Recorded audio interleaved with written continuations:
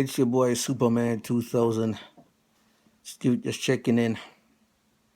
CPA exam is 1 day away. Been studying nonstop. It's like nonstop. This is my jug of iced tea. I just went through that. I'm pretty much fried. So I'm taking a break to do a video real quick.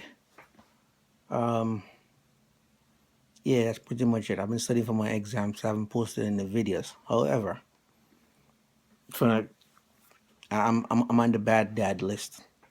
So apparently, see, I have a 12-year-old and I give him a cell phone, but the cell phone is not a smart cell phone where you can surf the internet. It's just a regular old flip cell phone. You flip it out, you make a call, and you close it. And the reason I did that is that I didn't want him being distracted, able to go on the internet and that type of stuff. And he's a very big, very smart kid, very gifted. He's in a lot of academic programs, honor roll, dean listed. He does amazing stuff. So apparently, the kids at the school decide that they were gonna make fun of him and ridicule him. So he'd been real cool about it. He didn't say anything. He just kept to himself, kept quiet. He's pretty much a loner. He's a good kid. Give him a book, he'll read all night. He won't bother anybody. He just keeps to himself. So next thing you know, 5 of the kids decide they're gonna take his cell phone from him and then use it to tease him and ridicule him and walk around with it in their hand and have him chase after them. With any other kid, it probably would have turned out okay, but it's my kid. So the first kid comes and grabs his phone, reaches into his bag and grabs his phone. So he puts the first kid in a wrist lock that grabbed the phone, hip toss him into the other 4, and then they all fell on the ground. And while they were trying to get up, he fired off a push kick in one of them chest, front kick in the other face, roundhouse kick to the head, and then a back kick, and a couple more kicks and put them down. So I guess the teacher broke it up, whatever, not everything was cool. Now all of a sudden, no, my wife is saying, "Oh, and he gets that from you because he should have gone to a teacher, to an adult for help." I'm saying to myself, really? Adult for help for what? He took care of it. I mean, we handled business. So everything is cool. And the kid that got royally embarrassed, the first one with the hip toss, he was like, "Oh, he wasn't in any pain." So I guess he complained and they wanted my child to apologize. So my son was like, "Oh no, it's not gonna happen. I'm not apologizing."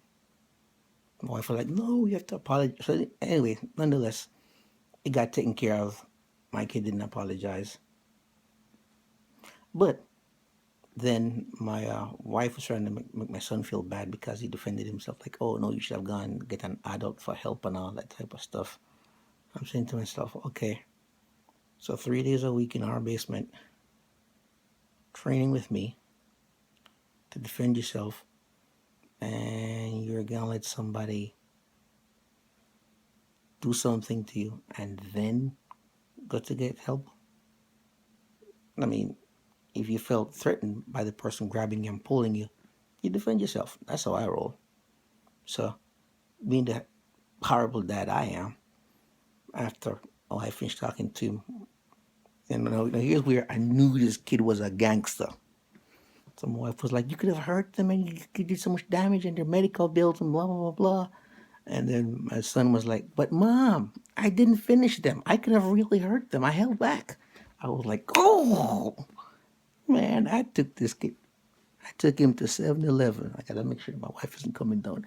I took him to 7-Eleven and bought him a Slurpee. And he was like, "Dad, I want that the small Slurpee." And I was like, "No, no, no, son. This occasion calls for the big Slurpee." I got him a jumbo Slurpee. Like, yeah, that's my boy. No, of course, my wife, I was like, oh, you're just encouraging him to be violent. I'm like, no, I'm not. I'm not encouraging him to be violent. The rule is you say, hey, I don't want trouble. I don't want to fight you. Please step away from me. You back up.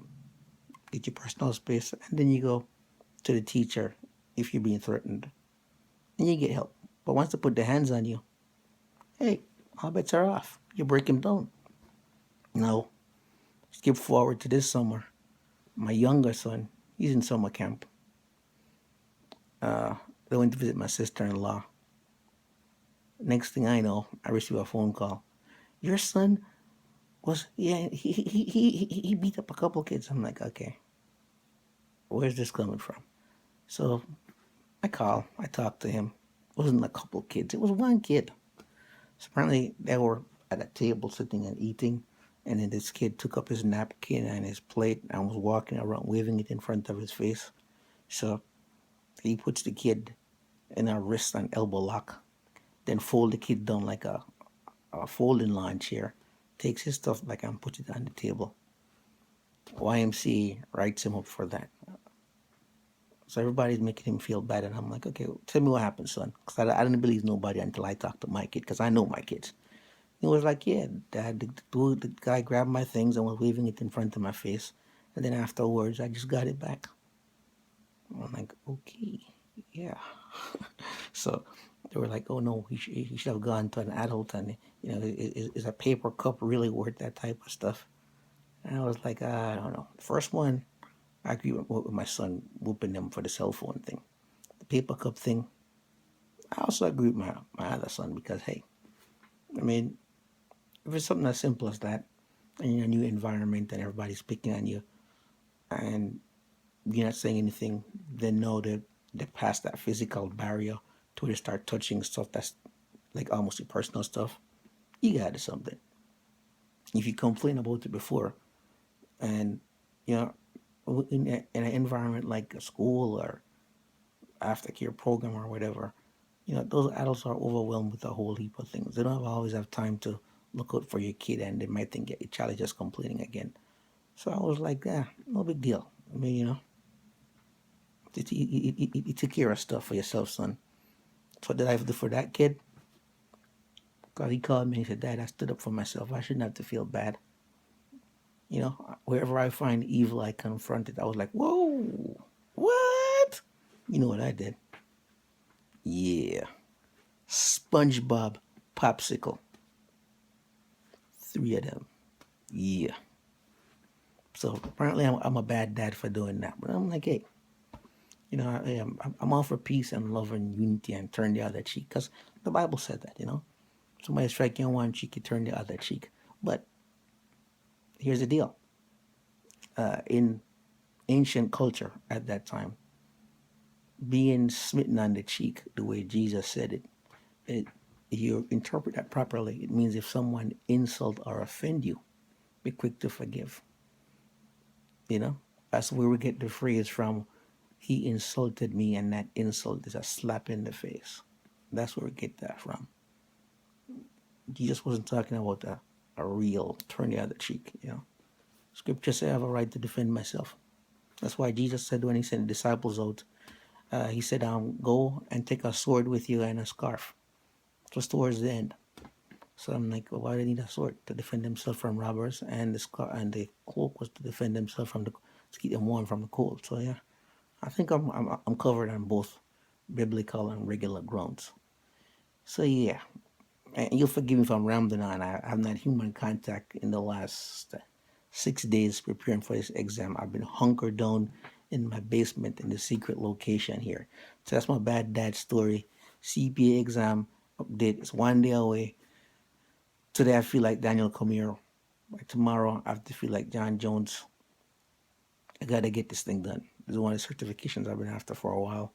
And normally when I'm going to take the exam, I normally wear my the boots that I wear when I was in college doing construction work. I still have it. That's the boots I normally wear. It's my ritual. But this time I think I'm gonna wear something comfortable. This new pair of shoes my wife got as a gift. I'll wear that and relax. All right, guys, it's my 2 cents from the fight chair.